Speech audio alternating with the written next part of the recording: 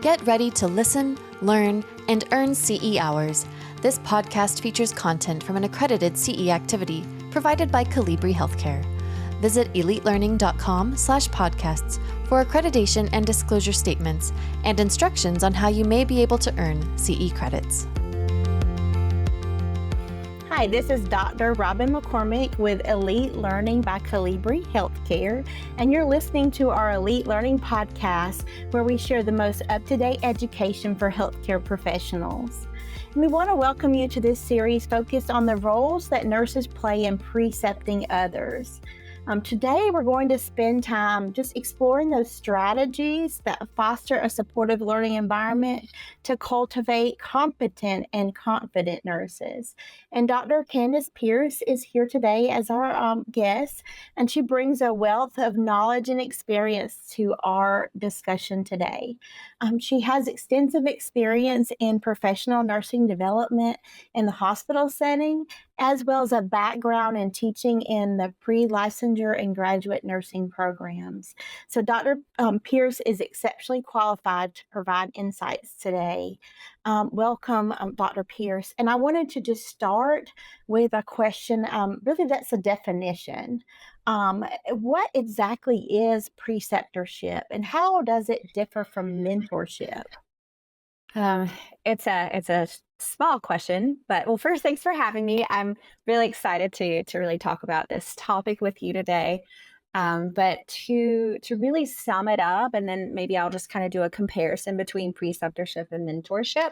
But precepting is really an intensive process that has a really narrow focus on verifying a new nurse's clinical competence for that particular role. So precepting means it's you're serving as a skilled clinical instructor or, and a role model, and you're going to teach, you're going to supervise, you're going to evaluate your students. And this can also be new employees that come into a healthcare system, or maybe it's a seasoned nurse that's transitioning into a different role. So maybe you're going from med-surg to pediatrics or intensive care. You're still going to fall underneath that preceptorship heading. And precepting really involves you closely observing. You're going to be guiding and evaluating and facilitating the development of those technical skills, that clinical competence, and really helping with growing the critical thinking abilities that we have to have for safe and proficient job performance. So precepting is going to be a prerequisite to training. It's that, like I said, that intensive process, narrow focus. Mentoring, on the other hand, is going to be a sustained professional relationship where an experienced person is the mentor, is going to assist another person who is going to be the mentee. And it's going to be to develop in a particular profession, or it could be a life domain, but it's advice, it's guidance, it's counseling, it's motivation. And again, role modeling is going to play both in preceptorship and precepting. So mentorship is going to provide your ongoing support and growth. And you've got a wider view of developing the whole professional of a person over an extended period of time. And there really are some key differences in that relationship between a preceptor and a mentor. So preceptor, formal time-bound process for training, where mentorship is going to be longer term, less formal, and it's more of a nurturing relationship between two professionals, two coworkers, as an example.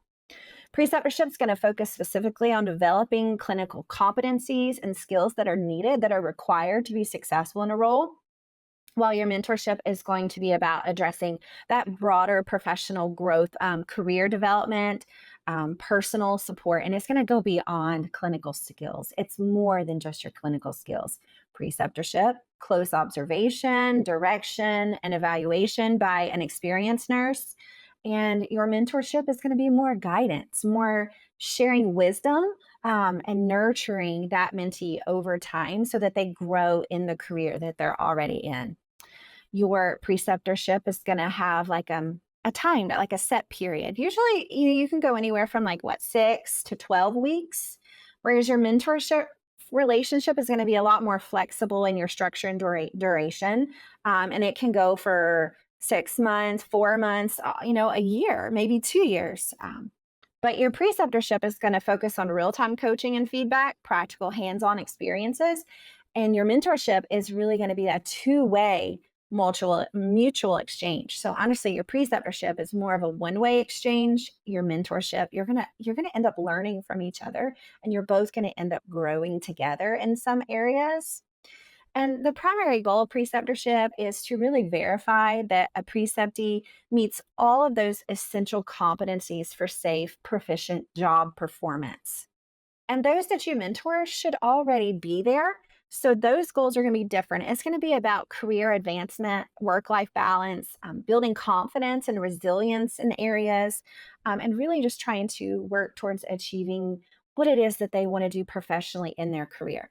So the relationship of both, you well, for mentorship should roll into really being good coworkers and working together. Your mentorship's not going to last forever either, or it shouldn't. And your preceptorship relationship shouldn't last for very long either. It should really roll into being a coworker. So there should be an ending for both of those relationships, and both of them are going to evolve. Right. Does that help tell the difference between the two? Absolutely. It just brings me back. It really does bring me back to those very first days that I was a nurse when I graduated nursing school, and I was Mhm. terrified.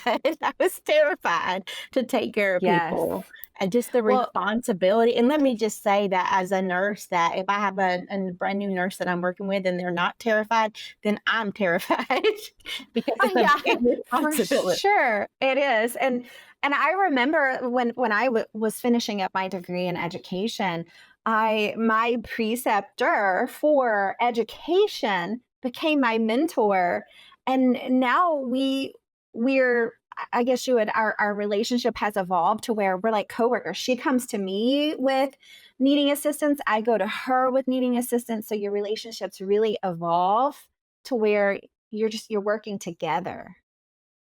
Yes, I agree. I think about, when I was mentor or really precepted in my first nursing job, that became my mentor. And even all these years later, that person, they and I still stay in touch. And, how nursing comes around, actually have been working with them with nursing students. And so I think Yeah. that's a fun thing to see that relationship where we can now help each other. So, Right. but let's go back to that brand new grad role. Got the nurse, they just graduated nursing school.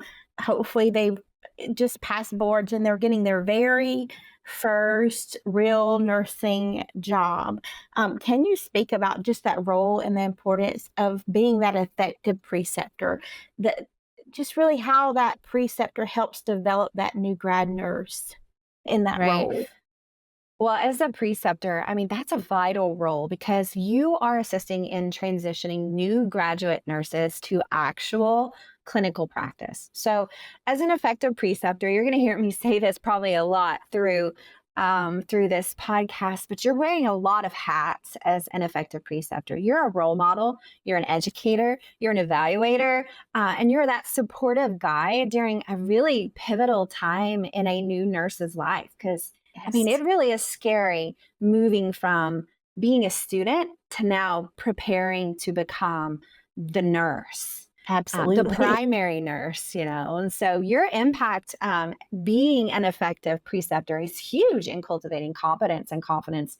And that really cannot be overstated. It can't be stated enough. Because an ineffective preceptor is going to cause the complete opposite, where that new nurse is now going to start questioning their knowledge, their skill sets, and even their ability to actually do the job successfully. And there's actually ongoing studies that have been published and data being gathered now. And when compared to years ago, it's the same results. New nurses have rated their preceptor as the most valuable resource for really developing and growing their confidence, their competence, and really helping them to improve their nursing practice skills. And effective preceptors, they foster skills in those new grads like clinical reasoning, communication, how to lead, the organizational skills that they need to be successful. Because if you are not organized and know how to manage your time at the bedside, oh honey, you're gonna be there long after it's time to clock out. And that application of evidence-based practice to guide to new graduates and how we guide them all goes back to effective preceptors. So it's really important to the nursing role.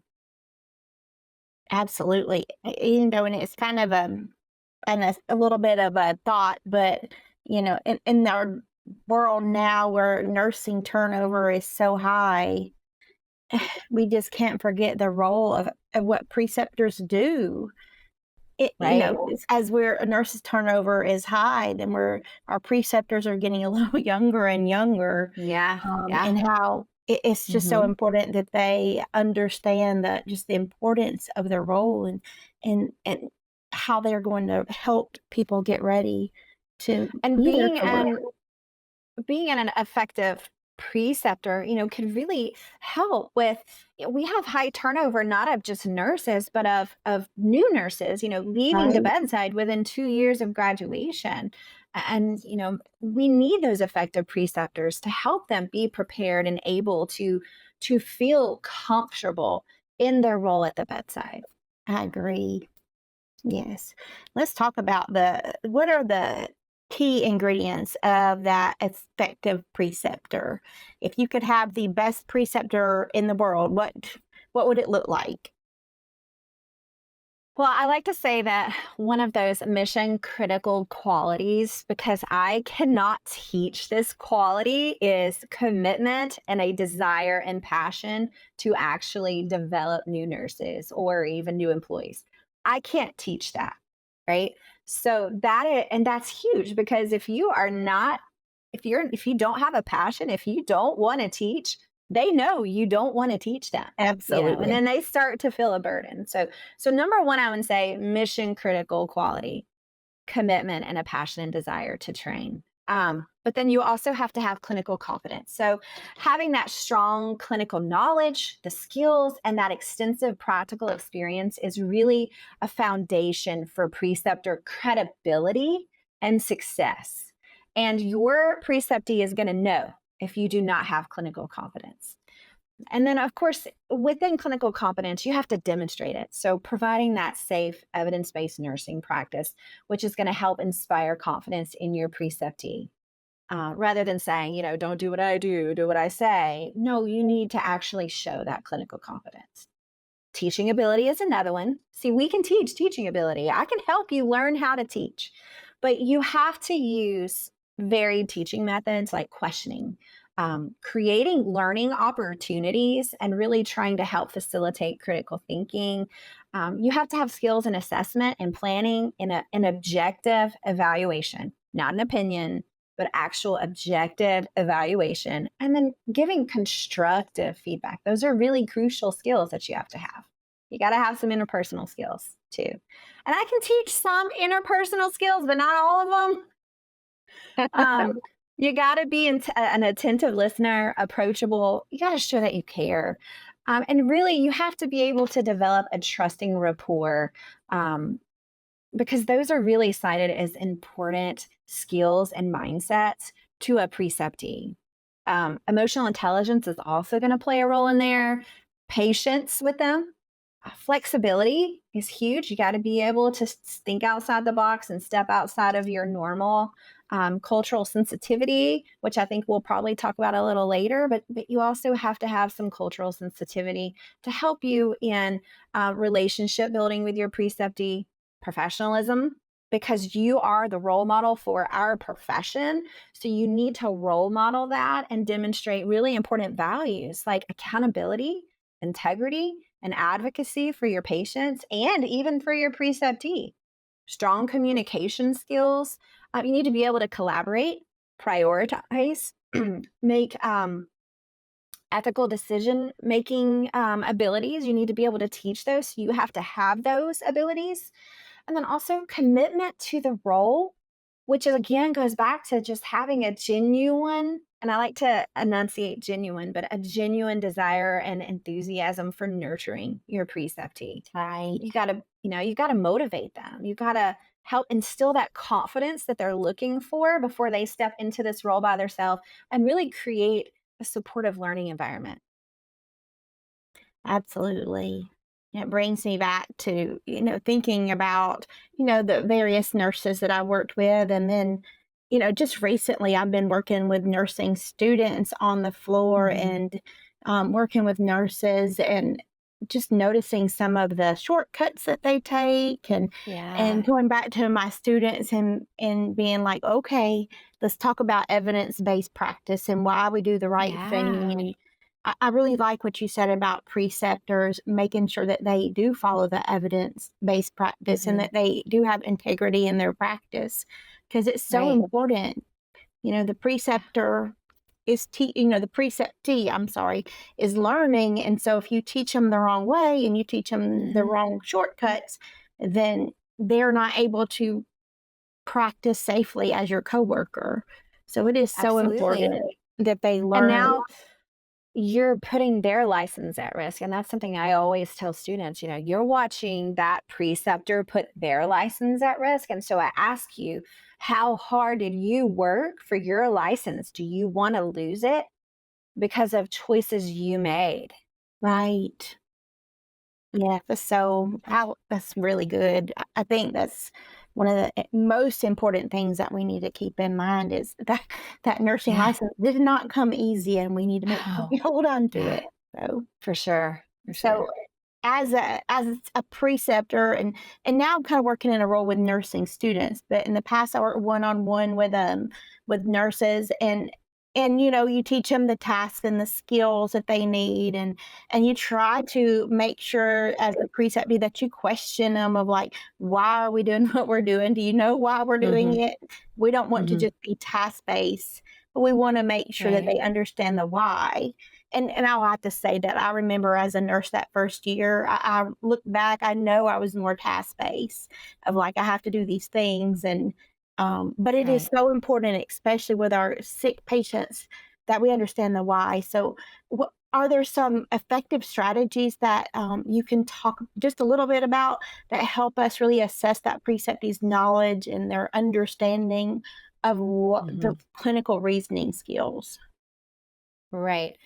So basically, it's competency assessment. And competency assessment is not a one time event, it's an ongoing process. And so you are going to be, as a preceptor, continually monitoring the performance of your preceptee and adjusting the support that you provide to them through what you see. And then you're going to realign with the evolving needs of that competence that you see. Okay.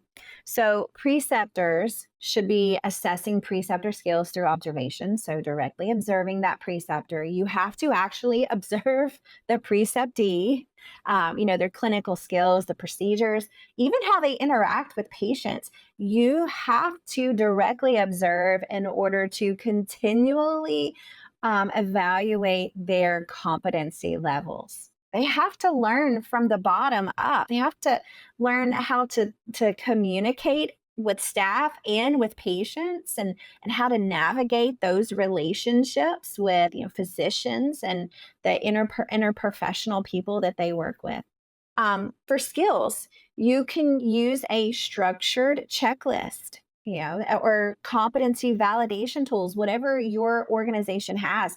And if you're working with a student or a new graduate and your organization doesn't have anything like that, that preceptee is going to have something that they can bring you, either from the school, their textbook. They can bring you something from their nursing program if you need that. You want to ask open ended questions to help you understand the preceptee's knowledge base. You want to, you can do that by having them walk through care plans so that you can see their clinical reasoning abilities, because that's really important in this role. And we're really trying to grow that. Ongoing dialogue with your preceptee is a huge help in assessing their competency levels, especially when you're taking time to discuss the experiences that they have encountered through the day with you or through the week with you or through their entire preceptorship. Other things that are really worth noting when you're assessing competency levels are, trying to find their knowledge gaps. You want to identify their strengths.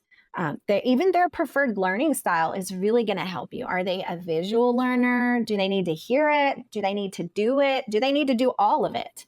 So that's going to help you because that's going to affect how you teach them and how they receive what you're teaching, their confidence level. Like you were talking about earlier, where you're like, I don't know that I want a preceptee who is just, if they think they know all the things, because that is scary. But it's also scary to have somebody who thinks they know none of the things. Yes. So you want someone kind of like right there in the middle, but you don't always get that.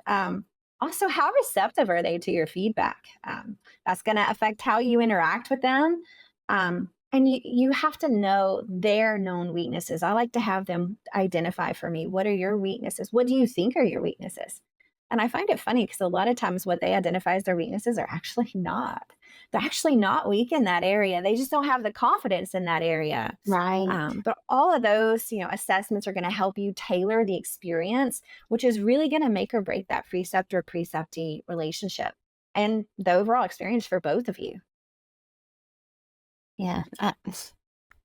I agree. I've worked with as at the bedside precepting several nurses, and there's some that are a joy because it's just easier to pick up their learning style and assess what they need. And there's others, it's just a struggle. It is a struggle. Maybe we just don't match as well, and I've had to adjust my teaching for that. But there are times where, as the preceptor, I've had to provide that constructive feedback that perhaps they aren't doing as well as they thought they were. And it can be a tough conversation. Like I want to be clear, I want to be helpful, I want to be supportive and encouraging, but I also have to keep patients safe. And I also need them to improve. So just keeping that in mind, you have some practical strategies about how you can deliver that constructive feedback and help them with their critical thinking. It's hard. Oh, there's such a great question. There's so much to talk about with this question. First of all, you have to provide frequent formative feedback, and that's crucial. Detailing what was done, areas to work on, and specific steps to improve on. One of the ways that you can do that is through, this is through for facilitating critical thinking, is Socratic questioning. That's a really powerful technique to really facilitate that deeper clinical reasoning and learning in your preceptee. And when you use it correctly, it's going to promote clinical reasoning over just giving an answer to a random question. So use open-ended questions instead of no closed-ended questions. Preceptors should probe their thought process, the preceptee's thought process. So you could say, what led you to that conclusion? What other possibilities were you considering? How did you eliminate other potential diagnoses and interventions? And so when you're using those open-ended questions, it's going to force your preceptee to verbalize and examine their own clinical reasoning, which is then going to lend itself to holding on to that information if that situation ever comes up again for that preceptee. They're going to be able to go back in their mind and be like, I remember this conversation and I remember thinking through this. You can reframe questions. So if your preceptee asks you a closed-ended question, you can actually reframe it back to them as an open-ended query. So your preceptee comes up to you and they say, should we give this medication? As a preceptor, I don't know. What data points could we use to determine if this medication is appropriate right now? Encourage self-reflection of your preceptee. That's pose those reflective questions that are really going to require that preceptee to self-evaluate, which is also self-evaluation and reflection are also known to encourage deep learning. So you could say, if you could approach that situation again, whatever that situation is, what might you do differently? And then have that discussion. What were the key decision points and what guided your choice? I'm not saying it was wrong, but what guided your choice to do that? What knowledge gaps did this case expose that you need to research further? So, those are just some ways to really use self reflection to help that preceptee really latch on to some deeper learning. You can create what if scenarios with situations that have already happened, that preceptee has already gone through. And that way you can then introduce some new contextual factors to a situation that's already happened. So you could say, if there's something going on with the lab, well, what if that patient's lab value was this instead of that? And how would that impact your next steps? You can turn mistakes into lessons for gaps and errors. So you could say, can you walk me through your decision making process? So, really a valuable skill for the preceptor is being able to turn all these learning opportunities, finding the learning opportunities in Right. every situation. So, that's really my thoughts on a deeper contextual understanding and self directed learning within a preceptorship. Yes. Yeah, I think you've made some really good points. I really like that Socratic questioning. And I think, Yeah. for myself, that is a great way for me to learn. And when I'm trying to make sure I totally understand Hmm. what's going on with my patient and the patient situation. And it really does identify where those gaps are. Um, Right. and, and personally, I also will have to say that I find that just reflecting back over the day, that does lead to so much deeper learning, Yeah. reflecting over that Well, your situation.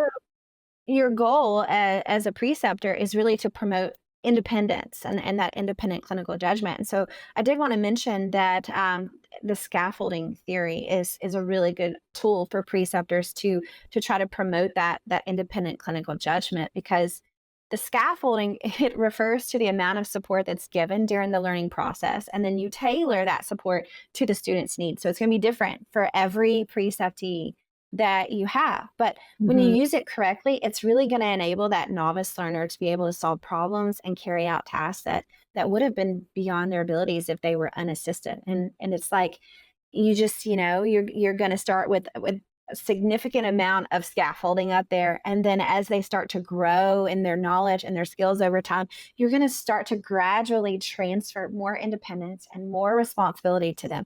So but you're doing it intentionally, so you can Right. really just think of it as fading. You're kind of fading away the support as their competence grows. So I really love the visual of scaffolding I like whenever we that. talk about that. And it actually came from educational psychology. Like, that's the background of the scaffolding theory.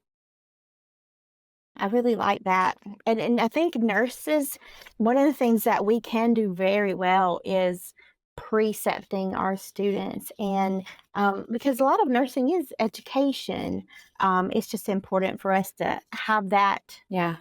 theory, the background into how to do it, and scaffolding. I really like that approach. And Yeah. I know when I was precepted back in the day, that's one of the things that was still on paper, but they kind of had a Yeah. scaffolded approach to it. Hmm. Um, and we just have to Well, remember, and you there's four, like, you can sum it up into like 4 points. And the first, like, right, point number one is sharing knowledge, modeling, giving them hints and giving them those instructional support. And then number two is, continually assessing the learner's current competency levels. Number mhm, three is allowing that learner to participate in more, or I guess, and I don't know if I want to say more, or increasing the yes, complexity of the tasks that they get to participate in.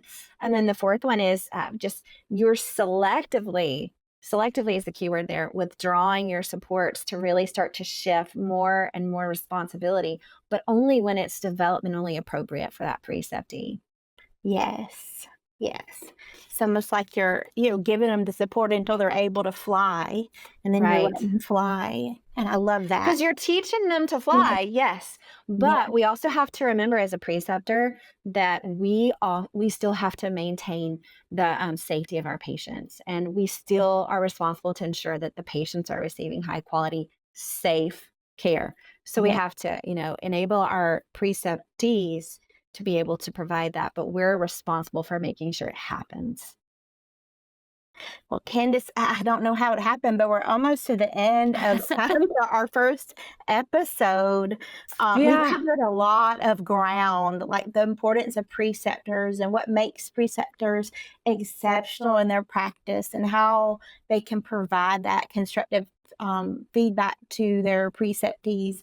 And I wanted to start the next episode and really delve into some more of the practical aspects of the preceptorship, like Hmm. training techniques and how you communicate and have those tough conversations, and also just a little bit about work-life balance for preceptors because it does add a whole layer to their job. Whether you are a seasoned preceptor or a nurse thinking about being a preceptor, we hope that you'll come back for our second episode. And we want to thank you for listening, and thank you, Candace, for helping us have this conversation. And we look forward to continuing on in the next episode. Absolutely. This podcast featured content from an accredited CE activity provided by Cultivating Healthcare. Visit elitelearning.com/podcasts for accreditation and disclosure statements and instructions on how you may be able to earn CE credits. Take your learning to the next level by subscribing to more podcasts on compelling healthcare topics.